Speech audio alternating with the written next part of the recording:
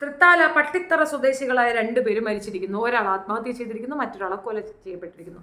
പ്രിവിയയും സന്തോഷുമാണ് മരിച്ചത്.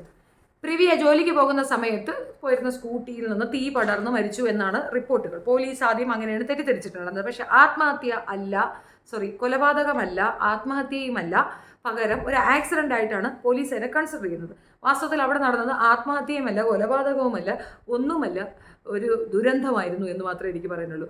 ഇത് അപകട മരണമല്ല, തീർച്ചയായിട്ടും സന്തോഷ് എന്ന വ്യക്തി കുത്തി കൊന്നു കളഞ്ഞിട്ട് അതിനുശേഷം തീയിടുകയാണ് ഉണ്ടായിരുന്നത്. അപ്പോൾ സ്കൂട്ടറിൽ നിന്ന് തീ പിടിച്ചു എന്നുള്ള വിശ്വാസത്തിൽ പോലീസ് അതിനെ ഇഗ്നോർ ചെയ്തിട്ട് മുൻപോട്ട് തന്നെ പോയി. പക്ഷേ പിന്നീട് ഇയാളും അതേ ഇടത്തിൽ തന്നെ ആത്മഹത്യക്ക് ശ്രമിച്ചതിൻ്റെ ആഫ്റ്റർ എഫക്റ്റ് ആയിട്ട് ഇയാളും ഹോസ്പിറ്റലിൽ അഡ്മിറ്റ് ആയിരുന്നു. പുള്ളിയും മരണപ്പെട്ടിട്ടുണ്ട്. അപ്പോൾ അങ്ങനെയാണ് ഈ ഒരു രീതിയിലേക്ക് അന്വേഷണം തിരിഞ്ഞതും കൈയോടെ പിടിച്ചത്. അപ്പോൾ സന്തോഷ് എന്തിന് പ്രിവിയെ കൊന്നു, അതൊരു ചോദ്യമാണ്. പ്രിവിയ ആദ്യം വിവാഹം കഴിച്ചൊരു സ്ത്രീയാണ്. 2 പേരും ഒരേ നാട്ടുകാരാണ്. അപ്പോൾ വിവാഹിതരായിരുന്ന 2 പേർക്കും സന്തോഷിൻ്റെ വിവാഹമുണ്ടോ ഇല്ലെന്ന് എനിക്കറിയത്തില്ല, പക്ഷെ പ്രിവിയ വിവാഹമായിരുന്നു. വിവാഹ മോചനം നേടിയ സ്ത്രീയാണ് പ്രിവിയ. വിവാഹമോചിതയായി നിന്ന പ്രിവിയെ സന്തോഷ് പ്രണയിക്കുകയും 2 പേരുടെയും പ്രണയം നന്നായ രീതിയിൽ പോയിക്കൊണ്ടിരിക്കുന്ന സമയത്ത് പ്രിവിയയ്ക്ക് മറ്റൊരിടത്ത് നിന്ന് ആലോചന വരുന്നുണ്ട്. ഈ ആലോചന കൂടുതൽ ടൈറ്റായി മുറുകി അതവർക്ക് ഇഷ്ടപ്പെട്ടു. വീട്ടുകാരതങ്ങ് ഉറപ്പിച്ചു. വിവാഹവും നിശ്ചയിക്കുന്ന സമയത്ത് പ്രിവിയ സന്തോഷമായിട്ടുള്ള പ്രണയത്തിൽ നിന്ന് പിൻവാങ്ങുകയാണ്.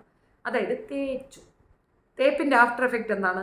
ഇത് സഹിക്കാൻ വയ്യാത്ത സന്തോഷ് ഇച്ചിരി പെട്രോൾ വാങ്ങിച്ചുകൊണ്ടുപോയി പോകുന്ന വഴിയിൽ, അത് ജോലിക്ക് പോകുന്ന സ്ഥലത്തേക്ക് വഴിയിൽ തടഞ്ഞു നിർത്തി സ്കൂട്ടറിൽ നിന്ന് തള്ളി താഴെയിട്ട് വയലിൻ്റെ കരയിൽ ആരുമില്ലാത്തടത്താണെന്ന് തോന്നുന്നു അവിടെ തള്ളിയിട്ട ശേഷം കണ്ടി കൊണ്ട് നന്നായി കുത്തി പരിക്കേൽപ്പിച്ച ശേഷം അനങ്ങാൻ വയ്യാതെ കിടക്കുന്ന അവളുടെ പുറത്തേക്ക് തീയിട്ട് കൊടുക്കുകയാണ് ചെയ്തിട്ടുള്ളത്. അപ്പോൾ ഇതിനകത്ത് എന്തുകൊണ്ട് ഈ ഒരു വിഷയം ഞാൻ എടുത്തു പറയണം, കഴിഞ്ഞ കുറേ ദിവസങ്ങളായി നടക്കുന്ന നമ്മളെ ബിഗ് ബോസ് ഷോയും ഇതും കൂടെ റിലേറ്റ് ചെയ്യാൻ ഒരുപാട് കാര്യങ്ങളുണ്ട്. പലരും ചോദിക്കുന്നുണ്ട്, നിങ്ങൾക്ക് എന്താ പേഴ്സണൽ പ്രോബ്ലം വല്ലതും ഉണ്ടോ, എന്തിനാണ് ഇങ്ങനെ ആക്രമിക്കുന്നത്, എന്തിനാണ് ഇങ്ങനെ പെൺകൊച്ചിനെ പറ്റി പറയണത്? എനിക്കിപ്പോൾ ഒരു പെൺകുട്ടിയെ ഇകഴ്ത്തി പറഞ്ഞു അവളുടെ ലൈഫ് നഷ്ടപ്പെടുത്തിയിട്ടോ ഒന്നും നേടാനില്ല. പക്ഷേ ഇതൊരു സോഷ്യൽ ഈവിളാണ്. ആർക്കാണ് ഇതിനെ കൊണ്ട് ബുദ്ധിമുട്ടുണ്ടാവുക? ഇപ്പോൾ പ്രിവിയ എന്ന കുട്ടി ഒരു പക്ഷേ ആ വീട്ടിൻ്റെ അത്താണിയായിരുന്നിരിക്കാം. അല്ല എന്നുണ്ടെങ്കിൽ ഇനി മാരീഡായ ഒരു കുഞ്ഞൊക്കെ ഉള്ളത് ഒരു അമ്മയാണെങ്കിലും ഓർത്ത് നോക്കൂ. നമ്മൾ ഇതിന് മുമ്പ് സമാനമായ രീതിയിൽ ഒരുപാട് രീതിയിലുള്ള കൊലപാതകങ്ങൾ കണ്ടിരുന്നു. ഒരു പോലീസ് ഓഫീസറായ ലേഡി 3 കുട്ടികളുടെ അമ്മയെ കൂടെ വർക്ക് ചെയ്യുന്ന പോലീസ് ഓഫീസർ തന്നെ തീയിട്ട് കൊല്ലുന്ന ഒരു രീതിയുണ്ട്. അയാൾ 2 ലക്ഷം രൂപ എന്തോ അവർക്ക് ഇട്ടുകൊടുത്തു സഹായ വ്യാജേന. അവരത് തിരിച്ചിട്ട് കൊടുത്തിട്ട് എനിക്ക് ഈ പ്രണയത്തിൽ താല്പര്യമില്ല എന്ന് പറഞ്ഞു. അങ്ങനെ അവരെ തീയിട്ട് കൊല്ലുന്നതും കൂടെ അയാളും തീ കുളിക്കുന്നുണ്ട്. പക്ഷെ 2 പേരും മരണപ്പെട്ടു. പിന്നീട് അറിഞ്ഞ കാര്യമാണ് പോലീസുകാരനുമായി അവർ പ്രണയത്തിലായിരുന്നു. ഹസ്ബൻഡ് വിദേശത്തെങ്ങാണ്ടാണ്. തിരിച്ചു വരുന്ന ഒരു രീതിയിൽ എനിക്ക് പിന്നെ ഈ പ്രണയം തുടർന്നു കൊണ്ടുപോകാൻ താല്പര്യമില്ല. അതായത് താൽക്കാലിക ആശ്വാസത്തിന് അവർ കണ്ടെത്തിയ ഒരു പുരുഷനായിരുന്നു അയാൾ. അത് തിരിച്ചറിഞ്ഞപ്പോൾ അവൻ പൈസ കൊടുക്കാത്തത് കൊണ്ടാണോ എന്ന് വിചാരിച്ചു എവിടെ നിന്നൊക്കെ പൈസ അറേഞ്ച് ചെയ്ത് കൊണ്ടുവന്ന് ഇട്ട് കൊടുത്തിട്ടും പണത്തിനുമല്ല നിൽക്കുന്നതെന്ന്, അത് ശാരീരിക ആവശ്യമാണെന്നുള്ള തിരിച്ചറിവും കൂടെ വന്നപ്പോൾ അവനിക്കത് സഹിക്കാൻ വയ്യാതെ വന്നപ്പോൾ വിവാഹം കഴിക്കാത്തവൻ ഈ 3 മക്കളുടെ അമ്മയെ തീയിട്ട് കൊന്നു കളഞ്ഞു. കൂടെ അവനും ചത്തു. ഇതേ അവസ്ഥ തന്നെ വേറൊരു കുട്ടിക്കുണ്ടായിരുന്നു. 2 പേരും പഠിച്ചുകൊണ്ട് നിൽക്കുന്ന സ്ഥലം എനിക്ക് കറക്റ്റ് അറിയത്തില്ല. പക്ഷെ ഇതേ സമാനമായ ഒരു അനുഭവം. പെൺകുട്ടിയുടെ വീട്ടിലൊരു വിവാഹം നടക്കുന്നു. അയൽവക്കത്ത് കണ്ടാണ് ആ വിവാഹം. അവിടേക്ക് പോകുന്നു. പെൺകുട്ടി വീട്ടിലെ ഡ്രസ്സ് മാറാൻ വരുമ്പോൾ അവിടേക്ക് വരുന്ന പയ്യൻ ഇവളുടെ കഴുത്തറുത്ത് കളയുകയാണ് ചെയ്യുന്നത്. എന്തിനധികം ഗ്രീഷ്മ എന്താണ്? തേപ്പിൻ്റെ ആഫ്റ്റർ എഫക്റ്റ് ആണ്. ചെറുക്കനിക്ക് അവൻ്റെ ഇൻറ്റേർണൽ ഓർഗൻസ് വായിക്കൂടെ പുറത്തു വരുന്ന രീതിയിൽ കഷായം കൊടുത്ത് കൊന്നു കളഞ്ഞു. തേപ്പിന് ഇങ്ങനെ പല മുഖങ്ങളുമുണ്ട്. നമ്മളുടെ ആവശ്യങ്ങൾക്ക് വേണ്ടി മാത്രമുള്ള ഒരു പ്രത്യേകതര സാധനമായി പ്രണയത്തിനെ കാണുന്നത് കൊണ്ടുള്ള കുറ്റമാണ് ഞാൻ ഈ പറഞ്ഞത്. ഇത് ഞാൻ പറഞ്ഞുകൊണ്ട് തന്നെ ഇരിക്കും. ഇതിനകത്ത് എന്ത് വന്നാലും എനിക്കത് ഫേസ് ചെയ്യാനുള്ള ഗട്സ് ഉണ്ട്. ബിക്കോസ് ഇതൊരു സോഷ്യൽ ഈവിളാണ്. പെൺകുട്ടികൾക്ക് മനസ്സിലാക്കാൻ വേണ്ടി പറയുന്നത്, നമ്മൾ ജീവിതത്തിൽ സാറ്റിസ്ഫൈഡ് ആകുക അല്ലെങ്കിൽ സക്സസ് ആകുന്നത് നമ്മുടെ കരിയർ സക്സസ് ആകുമ്പോഴാണ്. നമുക്കൊരിപ്പോൾ ഈ പെൺകുട്ടി പ്രിവിയ ജോലിയുള്ളൊരു കുട്ടിയാണ്. അപ്പോൾ പ്രണയിച്ച് വിവാഹം കഴിക്കണമെന്ന് തീരുമാനിക്കുന്ന ആളെ തന്നെ പ്രണയിക്കുകയും വിവാഹം കഴിക്കുകയും ചെയ്യുക. അല്ലെങ്കിൽ അത്തരമൊരു ഇതിനകത്ത് പോകാതിരിക്കുക. അയാളെ പ്രണയിക്കുകയും വേറൊരുത്തൻ്റെ കൂടെ വിവാഹം കഴിച്ച് പോവുകയും ചെയ്യുമ്പോൾ ഒരിക്കലും അതൊക്കെ അത് സഹിക്കാനാവത്തില്ല. ഒരു ഡിവോഴ്സ് കഴിഞ്ഞ പെൺകുട്ടിക്ക് ഈസി ആയിരിക്കാം അങ്ങനെ ഒരു ചാടിപ്പോക്കൊക്കെ. പക്ഷെ അത് ഉൾക്കൊള്ളാൻ വയ്യാതെ വരുമ്പോൾ നഷ്ടപ്പെട്ടത് ആർക്കാണ്? പ്രിവിയയ്ക്കാണോ നമുക്കാണോ? തീർച്ചയായിട്ടും പ്രിവിയയ്ക്കാണ്. ജീവൻ നഷ്ടപ്പെട്ടു. ഇത്തരം നഷ്ടപ്പെടലുകൾ പെൺകുട്ടികൾക്ക് ഉണ്ടാകാതിരിക്കാനാണ് പഠിച്ച് പറയുന്നത്.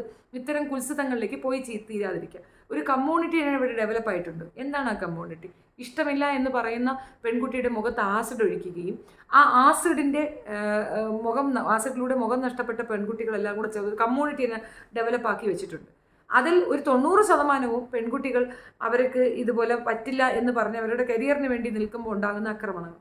10% എങ്ങനെയാണെന്നറിയാമോ? തേപ്പ് കൊണ്ടുവരുന്നതാണ്. തേക്കുന്ന പെണ്ണുങ്ങൾക്ക് അവന്മാർ കൊടുക്കുന്ന മെഡിസിൻ അതാണ്. അപ്പോൾ ഇത് നമ്മളുടെ വീട്ടിലെ കുഞ്ഞുങ്ങൾ ഇതുപോലെ ആരെങ്കിലുമായിട്ട് പ്രണയവും ഒക്കെ ആയിട്ട് പോകുമ്പോൾ നഷ്ടങ്ങൾ പല രീതിയിൽ വരാം. റീസെൻ്റ്ലി ഒരു പയ്യൻ മരിച്ചു കളഞ്ഞു. അവളുമായി പ്രണയിച്ചു, ഐഫോൺ ഉൾപ്പെടെ അവൻ്റെ ആസ്തിക്ക് ഇല്ലാത്തതിനേക്കാൾ കൂടുതൽ കൊണ്ടുവന്നുള്ള കയ്യിൽ കൊടുത്തു. അവസാനം ഇതൊക്കെ വാങ്ങിച്ചെടുത്ത് ഉപയോഗിച്ച ശേഷം അവൾ പറഞ്ഞു എനിക്ക് പറ്റത്തില്ലെന്ന്. ടോക്സിക് ആയിരുന്നു ആ റിലേഷൻഷിപ്പ് എന്നാണ് അവൾ പറഞ്ഞ കാരണം.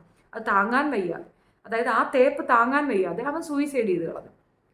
തേപ്പാണ് എന്ന് മനസ്സിലാക്കുമ്പോൾ വീട്ടുകാരും കൂടെ ഇടപെട്ട് അവന് കാര്യം പറഞ്ഞ് മനസ്സിലാക്കി കൊടുത്തില്ലെങ്കിൽ മിക്കവാറും ആൺകുട്ടികളൊക്കെ ചെയ്യാൻ പോകുന്നത് ഇത്തരത്തിലായിരിക്കും. ഈ കൊന്നവന്മാരെല്ലാം തന്നെ സൂയിസൈഡ് ചെയ്യുന്നതാണ് കാണുന്നതുള്ളൂ. അതായത് അവർക്ക് മുൻപോട്ടൊരു ലൈഫില്ല. അപ്പോൾ പോകുമ്പോൾ ഇവളെയും കൂടെ കൊണ്ടുപോവുക എന്നൊരു ടേമാണ്. ആരെയും കുറ്റപ്പെടുത്താൻ പറ്റുന്ന ഒരു സാഹചര്യമല്ല. പക്ഷേ ഇങ്ങനെയുള്ള വൃത്തികേടുകൾ സംഭവിക്കാതിരിക്കാൻ നമ്മൾ നമ്മുടെ കുട്ടികൾക്ക് അത്യാവശ്യം ക്ലാസ് കൊടുക്കേണ്ട ഒരു ആവശ്യകതയിൽ നമ്മുടെ ചുറ്റുമുള്ളവർ ഇതുപോലെ വൃത്തികേടുകൾ കാണിക്കുകയും തേപ്പ് ഒരു കലയായി അത് സ്വീകരിച്ച് ആ കലാകാരിയായി ജീവിക്കുന്ന പലരെയും നമ്മൾ തിരിച്ചറിവിൻ്റെ പാതയിലേക്ക് കൊണ്ടുവരേണ്ട ഒരു ആവശ്യഘട്ടമില്ലേ? ഉണ്ട് എന്നാണ് വ്യക്തം. പ്രത്യേകിച്ച് ഇപ്പോൾ കാണുന്ന കുറേ സീനാരിയോ തീർച്ചയായിട്ടും അതിലേക്കാണ് ചൂണ്ടിക്കാണിക്കുന്നത്. അപ്പം എനിക്ക് ഇതിനകത്ത് വിരുദ്ധാഭിപ്രായമുള്ളതാണ് ഞാൻ നിങ്ങളോട് പറഞ്ഞത്. ഇഷ്ടപ്പെടുകയാണെങ്കിൽ ലൈക്ക് ചെയ്യുക, ഷെയർ ആൻഡ് സബ്സ്ക്രൈബ്.